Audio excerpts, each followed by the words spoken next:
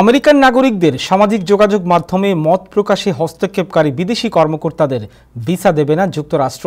বিশেষ করে ইউরোপকে সেন্সরশিপের ঘাঁটি আখ্যা দিয়ে যুক্তরাষ্ট্র জানিয়েছে, মত প্রকাশ ও ধর্মীয় স্বাধীনতায় হস্তক্ষেপের জবাবেই এই কঠোর পদক্ষেপ নেওয়া হয়েছে। রিপোর্টে বিস্তারিত। আমেরিকান নাগরিকদের ডিজিটাল মত প্রকাশে হস্তক্ষেপকারী বিদেশি নাগরিকদের জন্য কঠোর ভিসা নীতি ঘোষণা করেছে যুক্তরাষ্ট্র।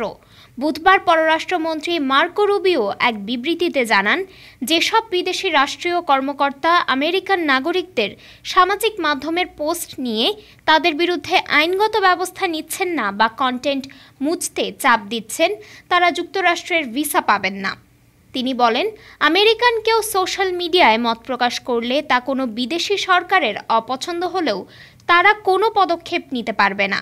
নতুন এই নীতি ডিজিটাল সেন্সরশিপ মোকাবেলায় যুক্তরাষ্ট্রের শক্ত বার্তা বলেও উল্লেখ করেন তিনি।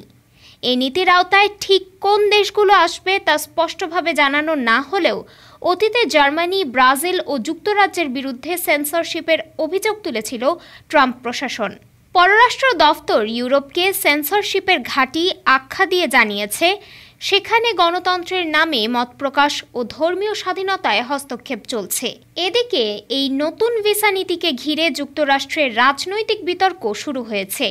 কেউ বলছেন এটি মত প্রকাশের স্বাধীনতার পক্ষে দৃঢ় অবস্থান, আবার অনেকেই বলছেন এটি মূলত ট্রাম্প প্রশাসনের রাজনৈতিক পদক্ষেপ। তবে এই নীতির প্রয়োগ কিভাবে হবে তা সময় বলে দেবে। Desk report, time television, new York.